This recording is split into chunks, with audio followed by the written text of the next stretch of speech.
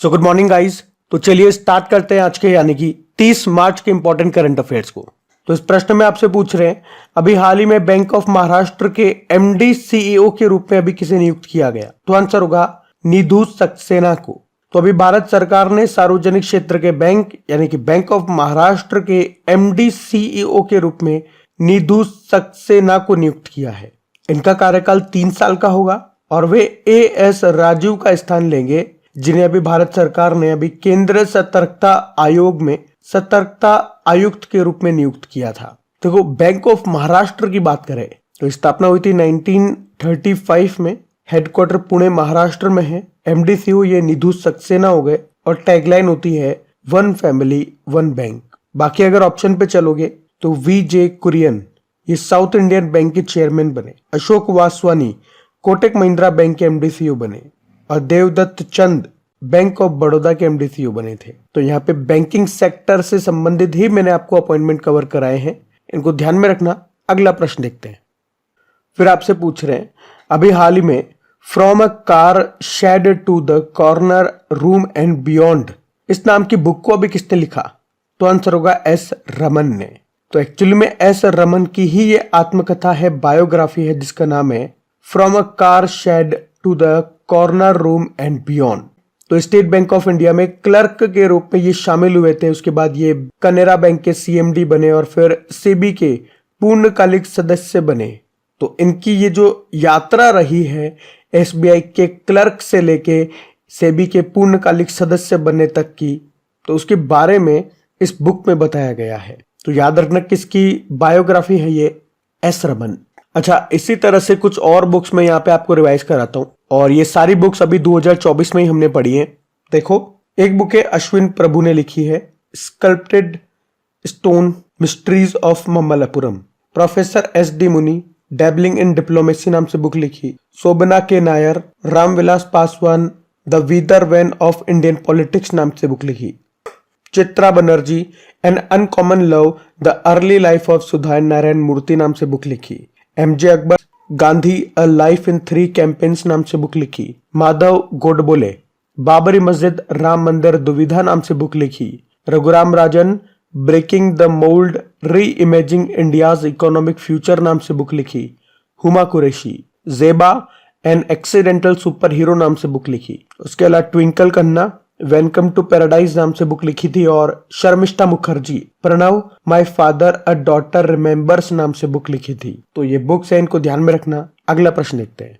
फिर आपसे पूछ रहे हैं, अभी हाल ही में समलैंगिक विवाह की अनुमति देने वाला दक्षिण पूर्व एशिया का पहला देश कौन सा बना? तो आंसर होगा थाईलैंड।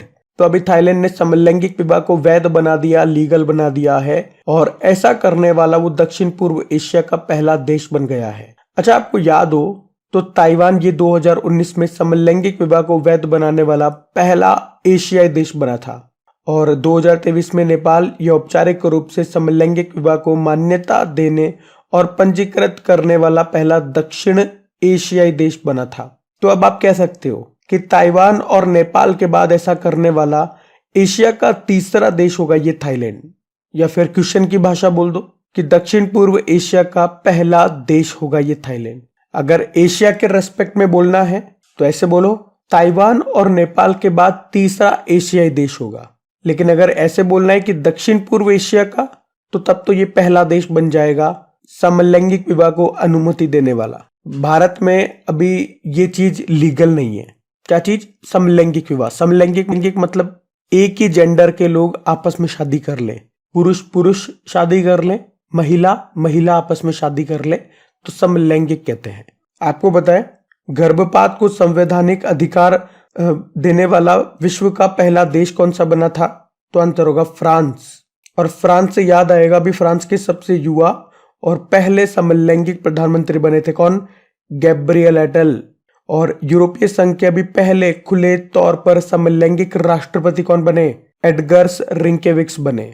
ये लातविया देश के राष्ट्रपति भी है। अब बात थाईलैंड की है तो मैप में ले चलता हूं आपको। ये रहा थाईलैंड, कैपिटल बैंकॉक है, करेंसी है थाई बात और प्रधानमंत्री भी अभी नए बने थे, नाम है श्वेता थाविसेन। थाईलैंड को सफेद हाथियों का देश भी कहते हैं, याद रखना। और थाईलैंड के साथ हम मैत्री नाम की एक्सरसाइज भी करते हैं और अभी अयुध्या नाम की एक्सरसाइज भी की हमने थाईलैंड के साथ में ही। तो ये सारे फैक्ट्स आप याद रखना। अगला प्रश्न फिर आपसे पूछ रहे हैं, अभी हाल ही में किसने पहला स्वदेशी हाइड्रोक्सी यूरिया ओरल सस्पेंशन को लॉन्च किया है? तो आंसर होगा अकुम्स ने। तो दिल्ली की एक फार्मास्यूटिकल कंपनी है अकुम्स, जिसने अभी देश की पहली स्वदेशी हाइड्रोक्सी यूरिया ओरल सॉल्यूशन को लॉन्च किया है, जिसका उपयोग बच्चों में सिकल सेल रोग के इलाज के लिए किया जाएगा। इसकी कुछ खास बातें हैं। एक तो ये स्वदेशी है, सबसे इंपॉर्टेंट बात तो यही हो गया। दूसरी इंपॉर्टेंट बात, इसकी कीमत बहुत कम है। मतलब जितनी विदेशी दवाइयां आती है ना, उनकी तुलना में ये उनका 1% है। मतलब उनकी रेट का केवल 1% में आपको ये दवाई मिल जाएगी। और तीसरी इंपॉर्टेंट बात है कि इसे कमरे के तापमान पर आप रख सकते हो, यानी कि लगभग 24-25 डिग्री सेल्सियस पे ही आप रख पाओगे, जबकि विदेशी दवाइयों को 2 से 8 डिग्री सेल्सियस पर रखना पड़ता है। बाकी सिकल सेल एनीमिया रोग की बात करें तो ये एक वंशानुगत रक्त विकार है, एक पीढ़ी से दूसरी पीढ़ी में फैलने वाला एक ब्लड डिसऑर्डर है। इसमें क्या होता है, इसमें हमारी जो आरबीसी है, रेड ब्लड कॉर्पोसेल्स, लाल रक्त कोशिकाएं, उनका शेप बदल जाता है। वे हंसिया के आकार की हो जाती है, जिससे क्या होता है, जिससे वो आवश्यक मात्रा में ऑक्सीजन ले जाने में असमर्थ होती है। अच्छा, वैसे हमारा सिकल सेल एनीमिया के उन्मूलन का, उसे खत्म करने का लक्ष्य कब का है? 2047 का है। तो इससे संबंधित तो ये सारे पॉइंट्स आप ध्यान में रखना। बाकी मैं आपको याद दिलाऊं तो एक हेविश्योर वैक्सीन आई थी, इसे हेपेटाइटिस ए के लिए डेवलप्ड किया गया था, यानी कि हेपेटाइटिस ए की ये वैक्सीन थी, हेविश्योर वैक्सीन। हेपेटाइटिस में क्या होता है, इसमें लीवर प्रभावित होता है। और एक सर्वावैक्स वैक्सीन आई थी, सीरम इंस्टीट्यूट ऑफ इंडिया ने बनाया था सर्वाइकल कैंसर के लिए। तो ये जितनी बातें मैंने आपको बताई, इनको ध्यान में रखना। अगला प्रश्न देखते हैं।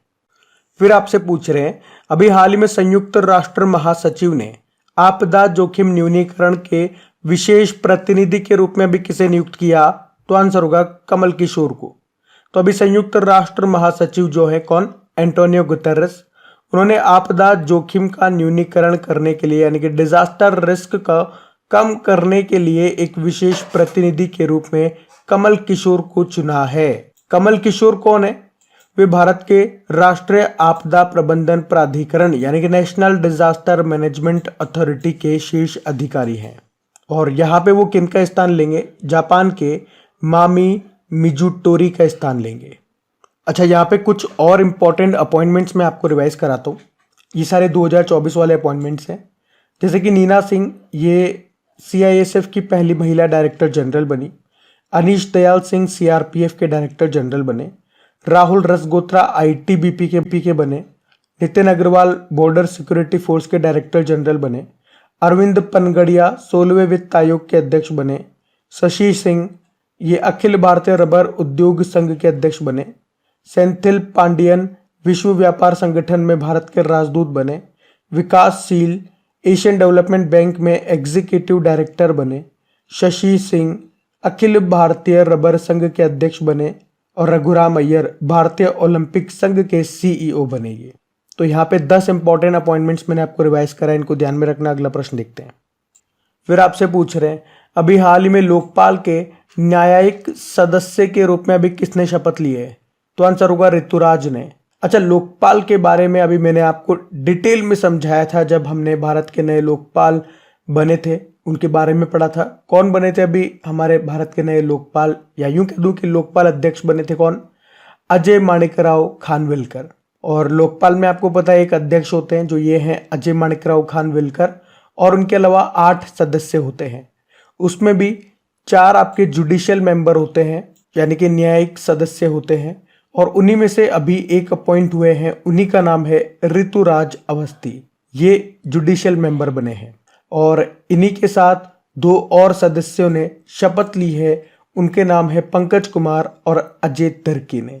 इनको शपथ किसने दिलाई? लोकपाल अध्यक्ष ने। तो एक प्रश्न आपका ये भी क्लियर हो गया कि लोकपाल सदस्य को कौन शपथ दिलाता है? जो लोकपाल अध्यक्ष होते हैं वो दिलाते हैं। ऋतुराज अवस्थी जी की बात करें तो वे भारत के 22वें विधि आयोग के अध्यक्ष रह चुके हैं। कर्नाटक हाईकोर्ट के भी वो पूर्व चीफ जस्टिस रह चुके हैं। तो लोकपाल की बात करें तो सार्वजनिक अधिकारियों के खिलाफ भ्रष्टाचार के आरोपों की जांच के लिए केंद्र में लोकपाल होता है और राज्यों में लोकायुक्त होते हैं। अच्छा, भारत के पहले लोकपाल कौन थे? तो पिनाकी चंद्र घोष थे। ये भी इंपॉर्टेंट पॉइंट है, इसको भी ध्यान में रखना। अगला प्रश्न देखते हैं। फिर आपसे पूछ रहे हैं, अभी हाल ही में अंतरिक्ष विज्ञान में युवाओं को प्रेरित करने के लिए इसरो ने अभी कौन सा कार्यक्रम शुरू किया? तो आंसर होगा स्टार्ट 2024। तो अभी इसरो ने युवाओं को स्पेस साइंस एंड टेक्नोलॉजी के बारे में जागरूकता बढ़ाने के लिए ये स्टार्ट 2024 नाम से कार्यक्रम शुरू किया है। तो जो अंडर ग्रेजुएट्स या पोस्ट ग्रेजुएट्स जो भी छात्र हैं, वे अगर स्पेस साइंस के बारे में सीखना चाहते हैं तो उन्हें ऑनलाइन जानकारी दी जाएगी, प्रशिक्षण दिया जाएगा। अच्छा, यहाँ पे स्टार्ट की फुल फॉर्म भी होती है। क्या होती है? Space science and technology awareness training. अच्छा, इसी तरह से आपको याद होगा इसरो युविका नाम से एक कार्यक्रम भी चलाता है। युविका की फुल फॉर्म होती है युवा विज्ञानी कार्यक्रम। ये स्कूली बच्चों के लिए होता है ताकि अंतरिक्ष के उभरते क्षेत्र में उनमें रुचि जगाई जा सके। देखो, बात इसरो की है तो इसरो मतलब होता है इंडियन स्पेस रिसर्च ऑर्गेनाइजेशन। स्थापना होती है 1969 में और बंगलुरु में हेडक्वार्टर है। हेड है एस सोमनाथ। इनकी जो बायोग्राफी आई थी, ऑटोबायोग्राफी, उसका नाम है निवालु कुदिचा सिम्हांगल, मलयालम भाषा में थी। मोटो होता है space technology is in service of human kind. अभी आपको याद दिलाऊं तो चंद्रयान 3 के लिए इसरो को अभी एविएशन वीक लॉरेट्स अवार्ड मिला था और इसने अभी रीयूजेबल लॉन्च व्हीकल का सफल परीक्षण किया था, उसका नाम है पुष्पक। उसके अलावा अभी इसरो ने इनसेट 3DS जो कि एक मौसम संबंधी सैटेलाइट है, उसको लॉन्च किया। किससे? GSLV-F14 से। और इसी साल इसरो ने फीस्ट नाम से एक सॉफ्टवेयर भी लॉन्च किया था। और याद रखना, फॉल्कन 9 रॉकेट से लॉन्च होने वाला भारत का पहला सैटेलाइट कौन सा है? GSAT-20 है। और इसरो ने अभी PSLV-C58 से कौन सा सैटेलाइट लॉन्च किया था? एक्सपोसेट। और इसी के साथ पोएम 3 को भी लॉन्च किया था। तो ये कुछ इंपॉर्टेंट पॉइंट्स हैं जो इसरो से संबंधित है, इनको ध्यान में रखना। अगला प्रश्न देखते हैं। फिर आपसे पूछ रहे हैं, अभी हाल ही में अंतरराष्ट्रीय फुटबॉल में 150 मैच खेलने वाले पहले भारतीय खिलाड़ी कौन बन गए? तो आंसर होगा सुनील छेत्री। तो 150 अंतरराष्ट्रीय मैच खेलने वाले ये पहले भारतीय फुटबॉल प्लेयर बन गए हैं, नाम है सुनील छेत्री। वहीं अगर विश्व में बात करेंगे कि विश्व में ऐसा करने वाले वो कौन से नंबर के खिलाड़ी बन गए, तो 8वें नंबर के खिलाड़ी।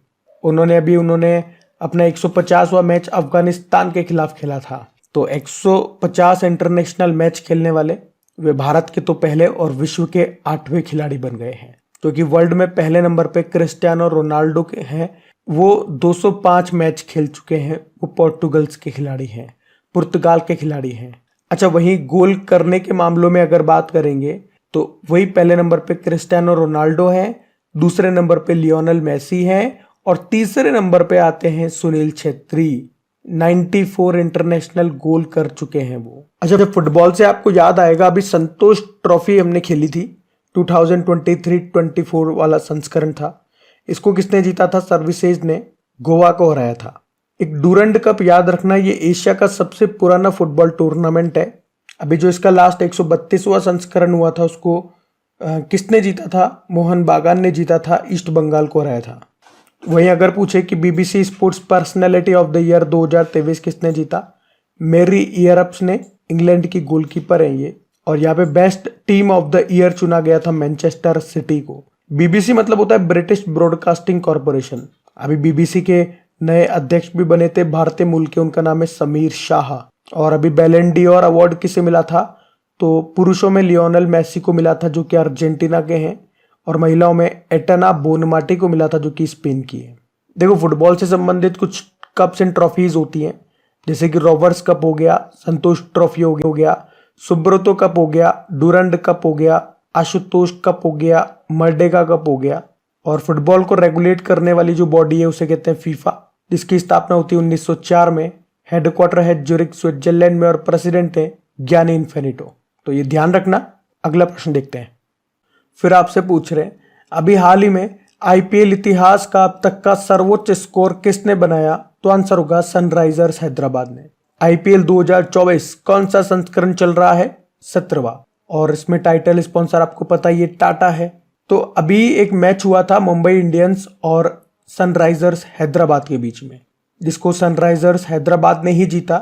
और इसमें 3 तरह के रिकॉर्ड बने थे। देखो, एक तो यहाँ पे सनराइजर्स हैदराबाद ने 277 रन बनाए, जो कि आईपीएल इतिहास में सर्वोच्च स्कोर है। और वहीं पूरे मैच में टोटल कितना स्कोर हुआ, 523 रन बने थे, जो कि T20 में एक मैच में सर्वाधिक रन है। और इस मैच में 38 छक्के लगे, जो कि एक रिकॉर्ड है। तो इस तरह से ये 3 रिकॉर्ड यहाँ पे इस मैच में दर्ज किए गए। आपको बताए आईपीएल 2024 में सबसे महंगे खिलाड़ी कौन है, मिशेल स्टार्क है। इसको केकेआर कोलकाता नाइट राइडर्स ने खरीदा, कितने में, 24.75 करोड़ रुपीस में। आपको बताया अभी T20 में 12,000 रन बनाने वाले पहले भारतीय कौन बने, विराट कोहली। अच्छा, ये तो आईपीएल की बात कर रहे हैं। अभी विमेन प्रीमियर लीग का दूसरा संस्करण हुआ था, जिसको किसने जीता, आरसीबी ने जीता, जिसकी कैप्टन है स्मृति मंदाना, दिल्ली कैपिटल को हराया। पहला आईपीएल कब हुआ था, 2008 में, जिसको जीता था राजस्थान रॉयल्स ने। और अभी लास्ट वाला जो हुआ था उसको सीएसके ने जीता था, चेन्नई सुपर किंग ने। और अभी तक सबसे ज्यादा कौन विजेता रह चुका है, मुंबई इंडियंस और सीएसके, दोनों 5-5 बार जीत चुकी है। तो ध्यान रखना ये पॉइंट्स। अगला प्रश्न देखते हैं। फिर आपसे पूछ रहे हैं, अभी हाल ही में डैनियल कानमैन का निधन हो गया, उन्हें किस क्षेत्र में नोबेल पुरस्कार मिला था, तो आंसर होगा अर्थशास्त्र में। तो डैनियल कानमैन ये प्रसिद्ध इजरायली अमेरिकी मनोवैज्ञानिक थे। उन्हें सन 2002 में अर्थशास्त्र का नोबेल पुरस्कार भी मिला था, पर अभी 90 वर्ष की आयु में उनका निधन हो गया। अच्छा, इसी तरह से कुछ और मैं आपको नाम रिवाइज कर रहा हूं जिनके हाल ही में निधन हुए। तो एक तो सुप्रीम कोर्ट की पहली महिला न्यायाधीश फातिमा बीवी का निधन हो गया। गजल गायक थे पंकज उदास का निधन हो गया। कर्नाटक के पूर्व जूनियर क्रिकेटर थे के होयसला, उनका निधन हो गया। डॉक्टर आर नित्यानंद, भारत की पहली मौखिक गर्भ निरोधक गोली सहेली की खोज करने वाले डॉक्टर नित्यानंद का निधन हो गया। शास्त्रीय गायिका थी प्रभा अत्रे का निधन हो गया। मशहूर उर्दू गायक मुनव्वर राणा का निधन हो गया। मनोहर जोशी महाराष्ट्र के पूर्व मुख्यमंत्री थे। प्रसिद्ध जैन आचार्य विद्यासागर जी महाराज का निधन हो गया। देश के सबसे उम्रदराज टेस्ट क्रिकेटर दत्ताजीराव गायकवाड़ सयानी का निधन हो गया। प्रसिद्ध रेडियो प्रसोता थे अमीन सयानी का निधन हो गया। उन्हें उनके प्रसिद्ध कार्यक्रम बिना का गीतमाला के लिए जाना जाता था। और भारत के सबसे उम्रदराज सांसद और समाजवादी पार्टी नेता शफीकुर रहमान का भी अभी निधन हो गया। तो गाइज, ये था आज का आपका करंट अफेयर्स का सेशन। उम्मीद करूंगा सेशन पसंद आया होगा। तो प्लीज वीडियो को लाइक जरूर कीजिएगा। आज की वीडियो के लाइक का टारगेट रखते हैं 7,000 लाइक का। तो वीडियो को लाइक करके अपने दोस्तों के साथ में स्टडी ग्रुप में एक बार शेयर जरूर कर देना। अभी मैं आपको कल के करंट अफेयर्स का क्विक रिवीजन करा देता हूं और फिर सेशन एंड करते हैं। तो पहला प्रश्न पूछा था कि भारत पूरे देश में एक समान समय सुनिश्चित करने के लिए कौन सी घड़ी का उपयोग करेगा, तो परमाणु घड़ी। फिर पूछा इंटरनेशनल हॉकी फेडरेशन ने किस भारतीय खिलाड़ी को FIH एथलीट समिति के सह अध्यक्ष के रूप में नियुक्त किया, PR श्रीजेश को। फिर पूछा सेनेगल के नए राष्ट्रपति बन गए बासिरो डियोमाए फेए। फिर पूछा तीसरी बॉक्सिंग सब जूनियर नेशनल चैंपियनशिप का खिताब किसने जीता, हरियाणा ने। फिर पूछा अभी मार्च 2024 में पहला परमाणु ऊर्जा शिखर सम्मेलन कहाँ हुआ, ब्रुसेल में। फिर पूछा लंदन के टेट मॉडर्न म्यूजियम में शामिल होने वाली एकमात्र भारतीय कौन बनी, सोनम कपूर।